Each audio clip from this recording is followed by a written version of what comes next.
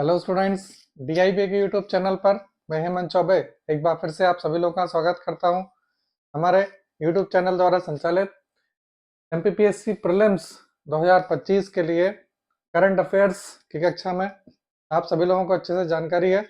ये जो current affairs की कक्षा है, इसमें हम प्रतियोगिता दर्पण और रोजगार निर्माण इन दो स्रोतों के आधार पर चला रहे हैं। और लास्ट लेक्चर से हमने बिफोर लास्ट लेक्चर से जनवरी 2025 की जो मैगजीन है, जो लेटेस्ट मैगजीन है, वो स्टार्ट कर दी है। 2 लेक्चर इसके कंप्लीट हो चुके हैं ऑलरेडी। जो स्टूडेंट्स ये लेक्चर्स नहीं देख पाए हैं, वो यूट्यूब चैनल पर प्लेलिस्ट बनी हुई है करंट अफेयर्स के नाम से, वहां से जा करके देख सकते हैं। चलिए, आज थर्ड लेक्चर है इस मैगजीन का, और इसमें जो घटनाएं हैं प्रमुख रूप से आर्थिक घटनाक्रम हमने इसमें कवर किया है। चलिए, लास्ट लेक्चर से आगे की न्यूज हम आगे बढ़ाते हैं। बात करते हैं विश्व के सबसे पहले लकड़ी के इस सैटेलाइट की, लकड़ी के उपग्रह की। हालांकि ये पूरी तरीके से लकड़ी का नहीं है और इसमें एल्यूमिनियम फ्रेम्स का भी यूज किया गया है। लकड़ी का ये जो सैटेलाइट भेजा गया है, इसके पीछे उद्देश्य केवल ये इतना है कि अंतरिक्ष में लकड़ी के ऊपर टेम्परेचर और बाकी सारी चीजों का क्या इम्पैक्ट पड़ता है, उसका इम्पैक्ट देखने के लिए ये लकड़ी का सैटेलाइट भेजा गया है। क्योंकि आगे जाकर के मंगल ग्रह पर वृक्ष लगाना और लकड़ी का यूज करना, ये सब प्लानिंग है। चलिए, विश्व का पहला लकड़ी का उपग्रह, क्या नाम है इसका? लिग्नोसैट। और लिग्नोसैट नाम इसका इसलिए है क्योंकि लकड़ी का ये रोमन लैंग्वेज का वर्ड है लिग्नोसैट, वहीं से उठाया है। तो लकड़ी का पहला उपग्रह लिग्नोसैट कब छोड़ा गया है? 5 नवंबर 2024 को। कहाँ से? फ्लोरिडा। फ्लोरिडा कहाँ पर है? यूनाइटेड स्टेट्स में है। फ्लोरिडा में नासा, नासा यूएस की क्या है? स्पेस एजेंसी है। जैसे कि हमारे यहाँ इसरो है, ऐसे नासा। तो नासा के कैनेडी स्पेस सेंटर, जैसे हमारे इसरो है वैसे नासा का कैनेडी स्पेस सेंटर है, वहां पर स्पेस एक्स रॉकेट पर लॉन्च किया गया। यानी लकड़ी का पहला उपग्रह लिग्नोसैट कहाँ से छोड़ा गया? यूएस में फ्लोरिडा से। कौन सा स्पेस सेंटर है? कैनेडी स्पेस सेंटर है। जो लॉन्चिंग रॉकेट है उसका नाम क्या है? Space x. इसमें जापान की क्योटो विश्वविद्यालय और जापान एरोस्पेस एक्सप्लोरेशन एजेंसी ने इस परियोजना में मदद की। तो 2 लोगों ने इस परियोजना में मदद की है। कौन कौन से? क्योटो यूनिवर्सिटी है जापान की, और दूसरा कौन सी एजेंसी है? Japan aerospace exploration agency. इन 2 एजेंसीज ने इस मिशन में मदद की है। तो ध्यान रखिए, लिग्नोसैट लकड़ी का विश्व का पहला उपग्रह है। नेक्स्ट, भारत का पहला एनालॉग अंतरिक्ष मिशन। देखिए, एनालॉग अंतरिक्ष मिशन ये एक ढांचा अवेलेबल करा दिया है, इसके अंदर लोगों को रखा जाएगा। एनालॉग अंतरिक्ष मिशन, इसका मतलब ये है कि यदि चंद्रमा पर या मंगल ग्रह पर मनुष्य को रखा जाता है स्थायी रूप से, तो क्या क्या चैलेंजेस आएंगे, उन चैलेंजेस को फेस करने के लिए मनुष्य किस प्रकार से संघर्ष करेगा, या किन चैलेंजेस को वो किन प्राकृतिक परिस्थितियों में देखेगा, उसको ध्यान में रखते हुए ये एनालॉग मिशन है। कब लॉन्च किया गया? ये भारत का है। 1 नवंबर 2024 को इसरो ने लेह लद्दाख में देश का पहला एनालॉग अंतरिक्ष मिशन प्रक्षेपित किया है, जिसका उद्देश्य क्या है? अंतर्ग्रही आवास के भीतर जीवन का अनुकरण करना। देखिए, अंतर्ग्रही आवास का मतलब ही यही है कि हम एक ग्रह से दूसरे ग्रह चले जाएं या उपग्रह चले जाएं। जैसे भारत से हम यदि पृथ्वी से हम कहाँ पहुंच जाएं? मंगल पहुंच जाएं, या सैटेलाइट में पहुंच जाए, चंद्रमा पर पहुंच जाए, तो वहां कर अंतर्ग्रही आवास, दूसरे ग्रह का आवास, वहां क्या क्या चीजें हमें नेचुरल फेस करने पड़ेंगी, उसका अनुकरण करना। तो यहाँ पर ये इस प्रकार की परिस्थितियां अवेलेबल कराई जाएंगी और फिर ये देखा जाएगा कि हम कितना अडॉप्शन कर सकते हैं। तो नाम क्या है? एनालॉग अंतरिक्ष मिशन है। कहाँ से, कहाँ पर स्थित है? लेह लद्दाख में स्थित है। चलिए, नेक्स्ट है प्रधानमंत्री मुद्रा योजना। ये काफी चर्चित योजना है, आपने नाम भी सुना होगा। तो प्रधानमंत्री योजना के तहत, मुद्रा योजना के तहत देय ऋण सीमा 10 लाख से बढ़ाकर कितनी कर दी गई है? 20 लाख कर दी गई है। देखिए, ये जो इस प्रकार की योजनाएं होती हैं, इसमें क्या किया जाता है? ये ऋण प्रदान किया जाता है बैंक की तरफ से, ठीक। और सरकार क्या करती है? बैंक को अधिसूचित कर देती है कि आप इस योजना के अंतर्गत मैक्सिमम कितना लोन अवेलेबल कराएंगे। उसी का यूज करके व्यापार वाणिज्य में वृद्धि की जाती है या व्यापार प्रारंभ किया जाता है। तो योजना का उद्देश्य क्या है? उद्देश्य है गैर कारपोरेट, यानी कॉर्पोरेट सेक्टर का वो जो यूनिट है कॉर्पोरेट सेक्टर की नहीं होना चाहिए। कार्य कैसा होना चाहिए? गैर कॉर्पोरेट, यानी कि छोटा मोटा जो बिजनेस होता है, छोटे मोटे उद्योग होते हैं, वो है। साथ ही साथ कैसा होना चाहिए? गैर कृषि। तो गैर कॉर्पोरेट और गैर कृषि क्षेत्र के लघु एवं सूक्ष्म उद्यमी, उद्यमी कैसे हैं? लघु है और सूक्ष्म, को 10 लाख तक के ऋण उपलब्ध कर इन्हें बढ़ावा देने के लिए इस योजना की शुरुआत 8 अप्रैल 2015 से की गई थी। तो इसमें लघु और सूक्ष्म उद्यमी, लेकिन कैसे होने चाहिए? गैर कॉर्पोरेट, गैर कृषि, और अधिकतम सीमा कितनी थी? 10 लाख रुपए। कब प्रारंभ की गई थी?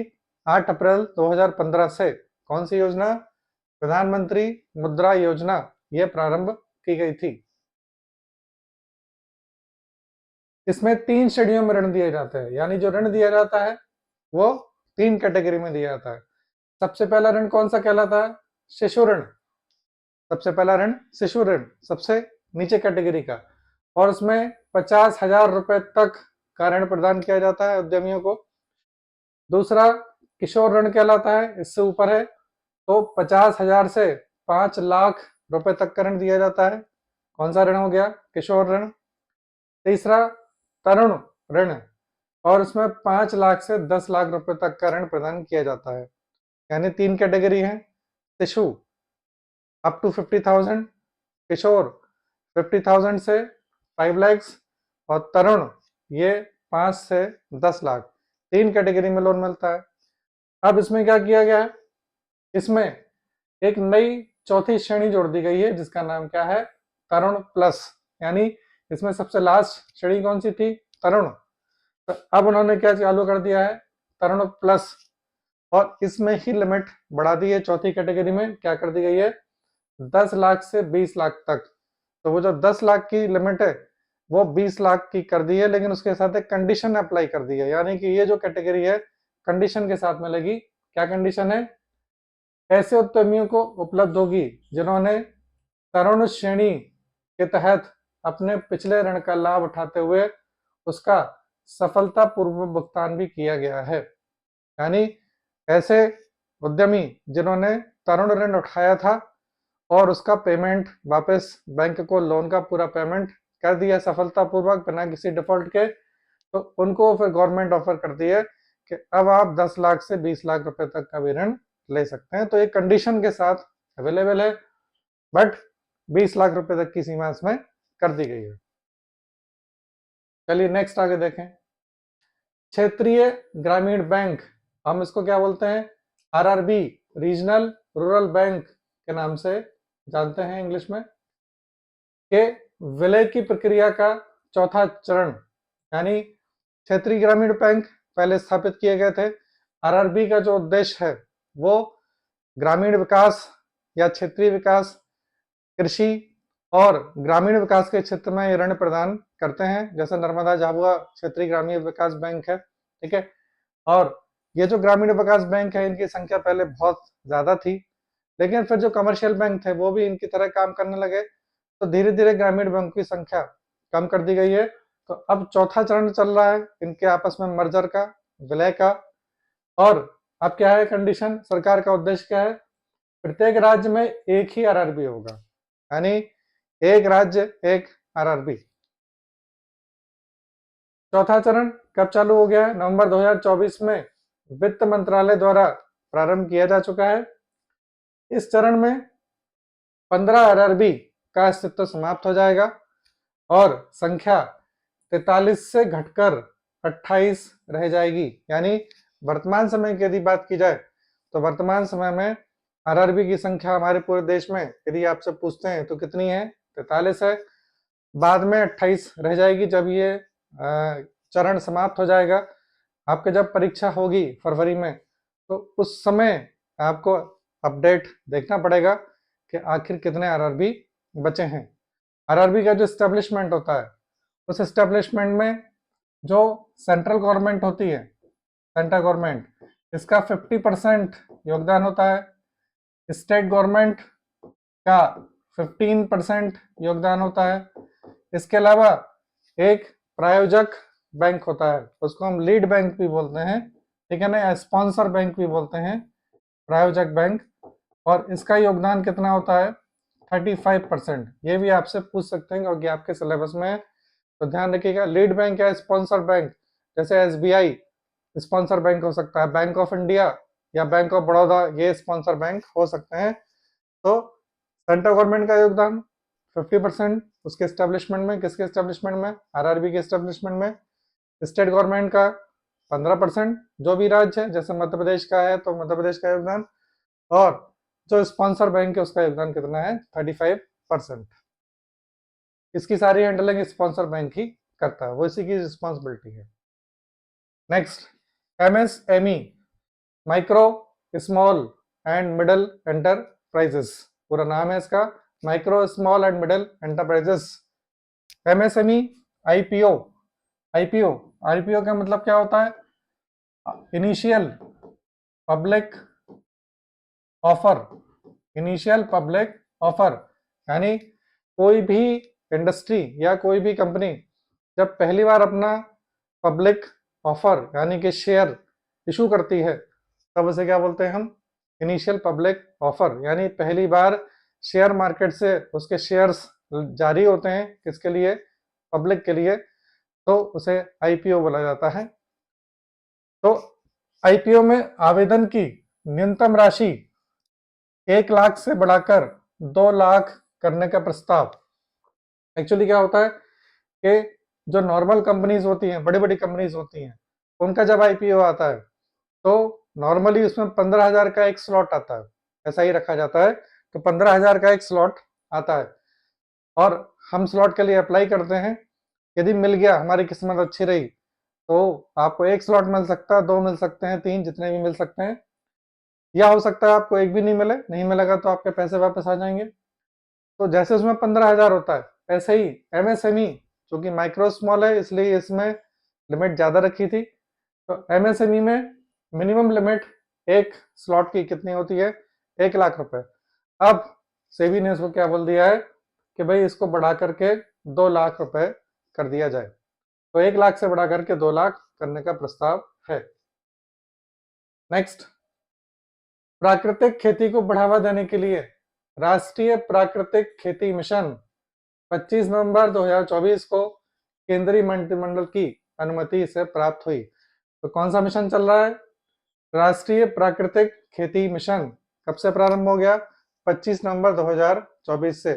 देखिए, प्राकृतिक खेती मिशन, इसका मतलब यह है कि प्राकृतिक संसाधनों का प्रयोग करके खेती को किया जाएगा, यानी इसमें किसी प्रकार का आर्टिफिशियल या रसायन, इस प्रकार की चीज़ों का प्रयोग जो प्राकृतिक खेती मिशन है इसमें नहीं किया जाएगा।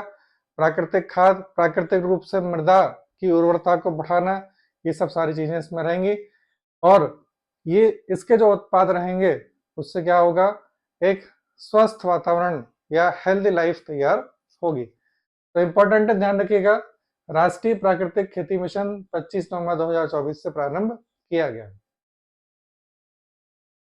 नेक्स्ट, 2023-24 में देश में पशुधन उत्पादों में वृद्धि। अब पशुधन यानी कि पशु से जो हमें उत्पाद प्राप्त होते हैं वो पशुधन उत्पाद कहलाते हैं।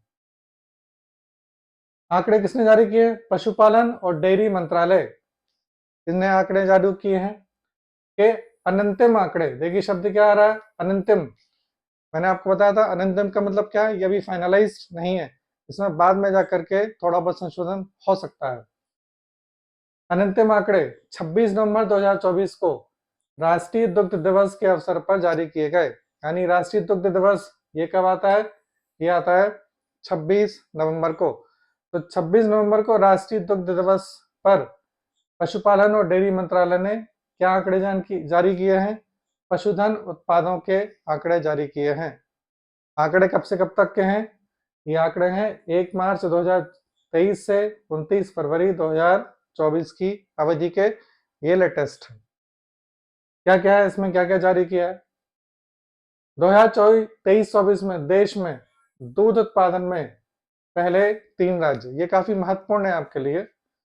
तो दूध उत्पादन में 23-24 में पहले 3 राज्य कौन कौन से रहे?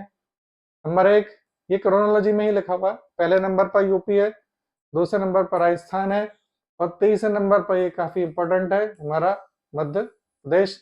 तो दूध उत्पादन में एमपी काफी अग्रणी है। फिर 23-24 में देश में अंडा उत्पादन में पहले 3 राज्य कौन कौन से रहे हैं?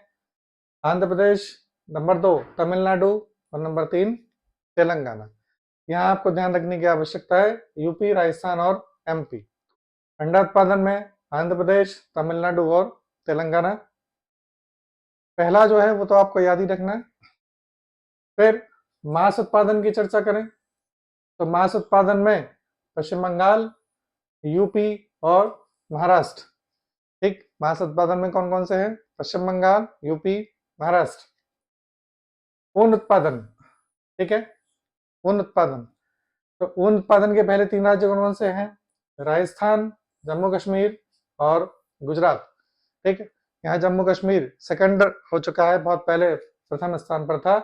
तो ऊन उत्पादन में पहला स्थान किसका है? जो हमारे देश का सबसे बड़ा राज्य है, राजस्थान, उसके बाद जम्मू कश्मीर और तीसरे नंबर पर गुजरात।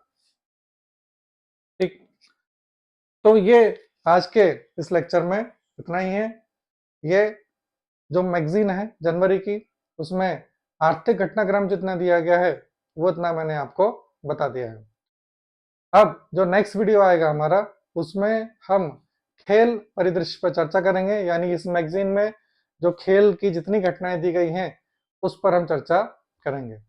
जल्दी ही मिलते हैं नेक्स्ट वीडियो के साथ, तब तक आप अपनी तैयारी अच्छे से करते रहें। All the best.